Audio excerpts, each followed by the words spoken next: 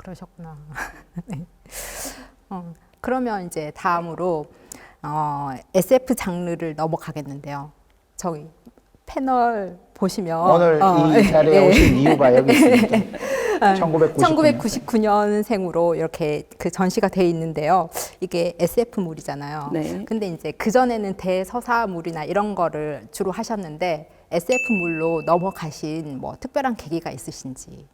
네, 제가 가지고 있는 작품의 스타일은 단지 역사물이라든지 SF라든지 또는 뭐 현대물이라든지 이런 것에 얽매여 있지를 않고 굉장히 다양한 작품을 여러 개를 해보고 싶었고 제가 어떤 유의 작가다라는 것을 특정 짓게 하지 않기 위해서 작품 스타일을 완전히 바꾼 그런 것이죠. 네, 그 당시에는 사실 정확히 얘기하자면은 1999년생을 하고 싶었어요. SF물을 하고 싶으신 아마 그게 가장 큰 이유일 거예요. 작가님이 강점이 있던 분야에서 사실은 완전히 새로운 장르로 넘어가는 거였었잖아요. 네. 그걸 준비하실 때 사실 굉장히 힘드셨을 거라는 꼭 개인적으로 좀 생각이 들거든요. 이전에 충분히 쌓아오셨던 뭐 자료라든지 노하우 같은 게 좀 이제 새로 아예 시작해야 되시는 부분들도 저는 있을 것 같거든요. 어떻게 좀 준비하셨나요? 그 사실 SF는 SF적인 느낌만 냈다고 봐요. 그러니까 정말 정확하게 SF였다라고 보기보다는 스토리에 따라서 SF의 그런 느낌을 살짝 갖다 넣었던 거고 지금 카야 같은 경우에는 제가 좀 공부를 하고 있어요. 예, 그건 그냥 단지 카야를 위해서 공부를 하고 있는 게 아니라 그 옛날부터 제가 SF에 좀 관심이 있었던 부분들 이런 것들이 차근차근히 모여서 카야라는 작품으로 보여지게 되는 거죠. 좀 그렇다고 보시면 될 거예요. 예. 제가 정말 읽었을 때 이게 로맨스 만화인 줄 알았어요. 그런데 카야가? 아니요, 1999년생이. 1999년생이요? 근데 끝에 반전이 있더라고요. 네. 그래서 그러니까 그게 로맨스 만화처럼 보이기 위해서 굉장히 고심했어요. 그렇죠. 마지막에 이렇게 딱 때려주려고. 네, 때려주려고. 예. 네. 저는 반전이 있다는 걸 알고 봤거든요. 좀 뒤에 봐서 이 책을. 그래서 반전이 있구나. 그래서 중간에 무슨 생각을 했냐면 주인공이 뭔가 있을 거다라고 생각을 했는데 알고 보니 그럴 줄이야. Nope. 좀 약간 놀랐습니다. 솔직히 보면서 성공하신 것 같고요. 이제 좀 빠져드는 내용들이긴 했어요. 그러니까 로맨스란 거 사실 SF를 넣은 거네요. 얘는 SF에 로맨스를 넣은 게 아니고. 그러니까 이 아이의 콤플렉스를 이용한 그렇죠. 그 아이를 그러니까 망치는 방법인 거죠. 그러니까 그 사람은 과학자였기 때문에 그 상대하는 그 네, 외계인 맞습니다. 여자가 과학자였기 때문에 자기 나름대로 굉장히 두뇌 회전을 해서 이 아이의 약점을 친 거죠. 그렇죠. 근데 저 같은 경우에는 그냥 이거는 SF물이다 이렇게 딱 결정 짓고 이거를 봤는데 계속 로맨스 이런 얘기가 나오는 거예요. 그래서 이거 아닌데 했는데 끝에 이제 완전히 반전의 이제 이야기가 그려지더라고요. 근데 지금 아르미안의 내 딸들 이후에 이거 1999년생을 쓰신 거잖아요. 네. 근데 주인공 크리스 정확하게는 하는 중간에 그렇죠. 하는 중간에 연재가 끝나지 사이에 않았어요. 사이에. 네. 근데 그 아르미안 내 딸들 그것보다 이 크리스 그 여주인공 있잖아요. 네. 눈매가 저는 제 느낌상 그런지 모르겠는데 너무 깊어졌더라고요. 그래서 그냥 작가님 신변에 무슨 변화가 생겼는지 그게 좀 궁금하더라고요. 저 혼자만의 느낌일까요? 저는 이제 살아가는 사람이니까 신변에 얼마든지 무슨 일이 생길 수는 있죠. 근데 그런 것들이 다 하나하나씩 작품에 영향을 받고 있는지는 잘 모르겠어요.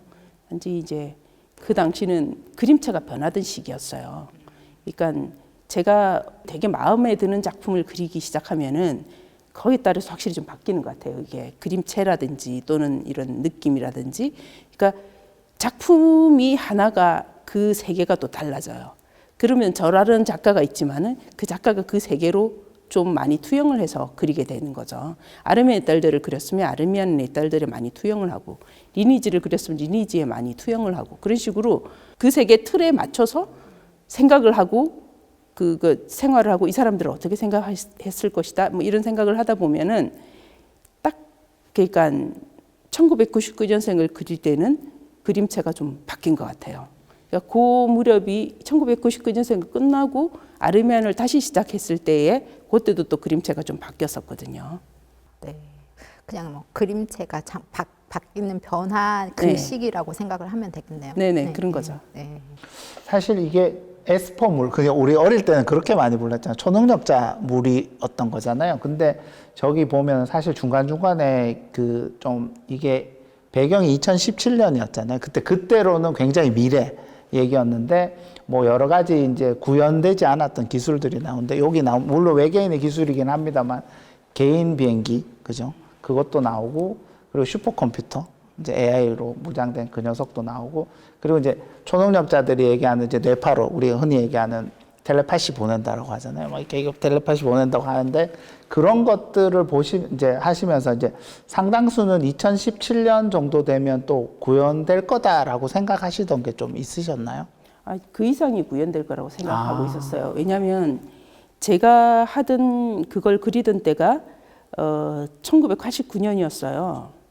1989년에 제가 상상하고 있는 것보다는 훨씬 더 이제 기술 같은 게 많이 앞설 가능성이 많이 있다라는 생각은 했는데 그때 이제 제가 생각을 했던 게 1999년에서부터 99년까지는 많이 발전하지 않을 것이다. 과학이 해봤자 어느 만큼일 것이다. 그러니까 1999년에서 외계인의 침공을 받았기 때문에 이 과학기술 같은 경우에는 병장기라든지 이런 거 외에는 거의 멈출 것이다. 그러니까 일반 사람이 살아가는 것보다는 싸우는데 좀 더 주력을 하게 됐고 그렇기 때문에 뭐든 좀 멈출 것이다 이런 생각을 했었어요. 이제 보통 전쟁이 나게 되면 굉장히 전쟁 쪽으로 기술들이 저 로켓 같은 것들도 사실은 그 냉전이나 전쟁이 끝나고 나야지 과학기술이 확 발전하거든요. 전쟁이라는 게 사실 그게 그 외계인들은 그 상황이라면 외계인들은 그 지구인들을 가져가서 인체 실험을 많이 했을 것이고 또 지구인들은 외계인들을 인체 실험을 했을 것이고 그 뭐 그런 식으로 해가지고서 상대의 약점을 알기 위해서 굉장히 많이 노력을 하지 않았겠어요? 그런 식으로 그러니까 좀 무자비한 일들이 일어날 것이고 그러다 보면은 과학기술이 또 확 발전할 수밖에 없는 그런 것이 있는 거죠. 이게 되게 냉정한 것이죠. 전쟁이라는 게. 아까 말씀하신 그것들은 보면 좀 SF에서는 그 서로 그걸 전쟁을 하면서 상대의 약점을 찾다가 또 새로운 걸 발견하고 새로운 걸 발명하고 해내는 그런 스토리들을 그걸 생각하니까 작가님 충분히 이거보다 더 발전했을 수도 있겠다라고 생각이 드네요. 그러면 뭐 1999년에서 나오는 뭐 그런 과학 기술이나 뭐 미래를 상상하면서 뭐 이렇게 쓰셨을 건데 그러면 그런 상상이나 뭐 그런 게 그냥 생각만 하고 막 이렇게 이런 과학 기술을 막 써내지는 않으셨을 것 같은데 어떤 걸로 공부를 하셨는지. 딱히 뭐 공부를 할 수 있는 건 없었던 것 같아요. 그냥 이제 그 말하자면 영화를 좀 많이 봤다든지 SF 영화를 제가 되게 좋아하니까 SF 영화를 봤다든지 또는 SF 소설을 읽었다든지 뭐 그런 식으로 그런 건 좀 많이 했던 것 같아요. 요거 사실 뒤에 여쭤보려고 했는데 말씀을 하셨으니까 SF 영화나 뭐 소설 만화 중에 뭐 요거는 정말 추천해주고 싶다. 나한테 뭐 하는 영향을 끼쳤다 하는 작품들이 있으면 좀 소개해 주시면 좋을 것 같으세요. 2001 오디세이라고 그렇게 나온 게 있었는데 그거 2001 오디세이를 만화화한 건지는 잘 모르겠네요. 근데 되게 유명한 제가 스탠리 보기에는 큐브릭의 조금 영화. 다른 것 같아요. 그래요? 예. 그래서 제가 그 당시에는 약간 우리나라의 저작권이 제대로 안 되어 있었기 때문에 그게 정식판이 아니라서 2001 오디세이라고 봤던 기억이 나요. 그 스탠리 큐브릭 그 영화에 대한 좀 얘기인 것 같으네요. 사실은 그 영화가 되게 유명하기도 하지만 이제 아서 클락이 쓴 소설이 굉장히 유명한데요. 저도 대학교 때 그거를 2번 봤습니다. 너무 사실 굉장히 재밌는데 너무 어려워요. 솔직히 얘기하면 뒤로 가면 이제 뭐 이렇게 사람이 거의 뭐 신처럼 묘사되는 그런 것까지 나오다 보니 굉장히 어려운데 소설 같은 건 어떤 거? 소설은 제가 저기 파운데이션이라는 소설을 너무 재밌게 봤어요. 역시 파운데이션. 봐야 되는 그쵸. 소설이네요. 그게 사실 우리가 예전 책수다 때 살짝 언급하긴 했는데 파운데이션. 말씀을 해주셨으니까 결국은 한번 책수다에서 파운데이션 해야 되겠네요. 한번 해보세요. 자신이 없는데요. 네, 제 옛날에 뜨문뜨문 본 책이라서 제대로 한번 다시 봐야 되겠다는 생각이 듭니다. 너무 좋은 책 추천 감사드리고요. 너무 재밌어가지고 굉장히 빠져들어서 봤거든요. 아, 그 정도는 읽어야지 이런 뭐 작가가 될 수 있는 그런 것 같은데요. 남의 책도 잘 보신다는 거죠. 저 사실 궁금했거든요. 이제 작가님이 이제 솔직히 이제 본인이 창작을 하시는 분이기 때문에 창작물들도 이제 많이 보시나 궁금하긴 했거든요. 근데 SF도 이제 파운데이션 저희들이 꼭 챙겨보도록 하겠습니다. 네. 그러면 책 이야기는 여기서 이제 마무리를 짓고 그냥 이제 일상 얘기를 한번 해봤으면 좋겠는데, 그냥 이제 만화 가시면 가장 힘든 부분이 그냥 마감이라는, 그냥 우리가 추상적으로 알고 있는 그런 마감 지켜야 돼 막 이런 얘기를 하잖아요. 근데 이제 저희도 과수다를 이렇게 찍다 보니까 뭐 시나리오 쓰고 뭐 기획하고 이러다 보면 저희도 이제 시간에 쫓기는데, 그것보다는 훨씬 크게 이제 마감에 쫓기실 것 같은데, 혹시 뭐 그런 뭐 마감을 잘 지켜서 하시는 건지, 아니면 뭐 어떻게 하시는지. 뭐 마감은 비교적 잘 지키는 편이고요. 거의 뭐 약속을 지켜야 된다라는 그런 생각에서 하는 거죠. 기본적으로 저는 어떤 이야기를 만들어낼 때 좀 더 재밌게 느끼고 그러는데, 마지막 마무리를 하게 되는 건 거의 노가다거든요. 끝 마무리가 힘들군요. 끝 마무리가 네. 힘들다기보다는 끝 마무리는 정말 아무 생각 없이 그냥 하는 거라 생각 없이 하는 그 작업을 제가 별로 안 좋아합니다. 사실은 이제 스토리는 다 짜여져 있는 상태시니까 이제 그리고 스토리가 짜여진 거는 물론이지만, 저 같은 경우에 스토리, 그림, 또 뭐 이렇게 대상 그 터치 또는 이제 그 뒤에 마무리까지 몇 번이고 제 작품을 보게 되는 거거든요. 그렇게 솔직히 말해서 그때 마지막 마무리할 때쯤은 재미가 하나도 없어요. 이걸 몇 번을 그러면 봤습니다. 저희는 떨어지는 한 번 거네요. 보는데 선생님께서는 한 5번, 6번 지금 보시는 거가 되네요. 그렇죠. 그 작품 하나를 만들어내기 위해서 몇 번이고 보는 거라서, 그 뒤에는 이제 그 작품이 재밌었다 이런 거, 재밌나 이런 생각을 하면서 마무리를 하게 돼요. 항상. 그러시구나. 네. 그러면 이제 만화가라는 그 직업을 가지셨잖아요. 그러면 이제 많은 뭐 만화가를 지망하는 사람들도 많을 건데, 만화가로서 이거는 장점이다, 아니면 이거는 좀 안 좋아, 이런 게 있을까요?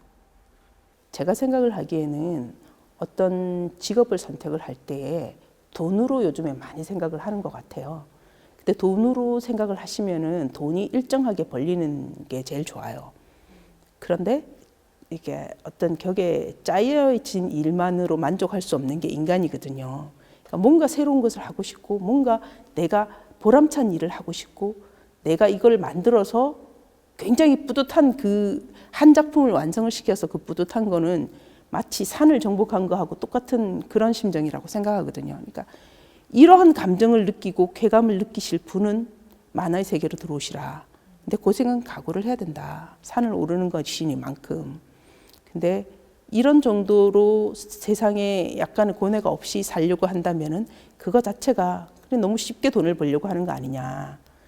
우리의 선조들은 그렇게 쉽게 인류의 문명을 만들지 않았다.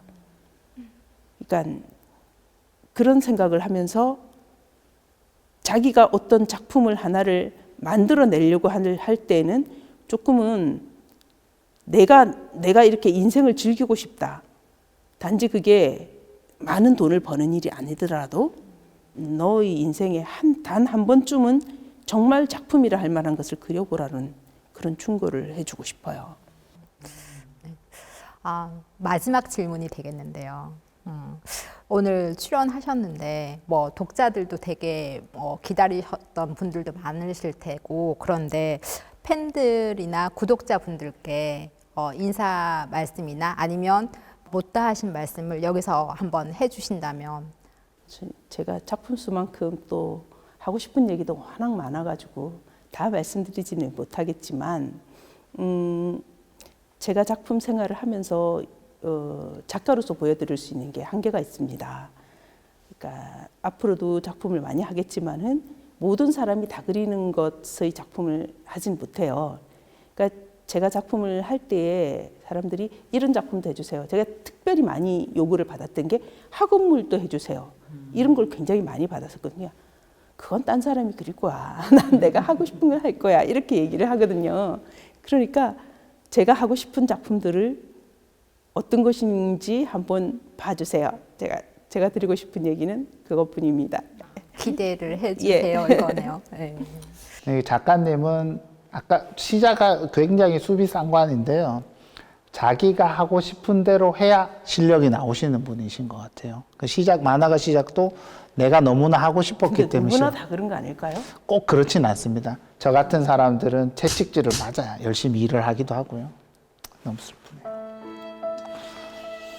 네. 억울하네요. 하여튼 너무나 뜻깊은 자리였습니다. 이제 네. 선생님과 이렇게 사실 인터뷰 한다고 하니까 저희 많은 분들이 시기 어린 질투를 보내셨습니다. 너 혼자. 좋겠다. 좀 사인 좀 받아줘. 그러면서 그렇죠. 막 그랬는데. 많이 들었습니다만 제가 다 그런데 잘랐습니다. 책을 구할 수가 없어서. 책을 구할 수가 없습니다. 예, 근데 안타깝게도. 곧 예. 선생님 책들 많이 나오실 것 같고요.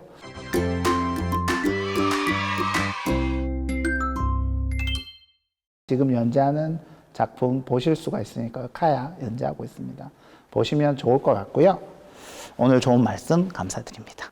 감사드립니다.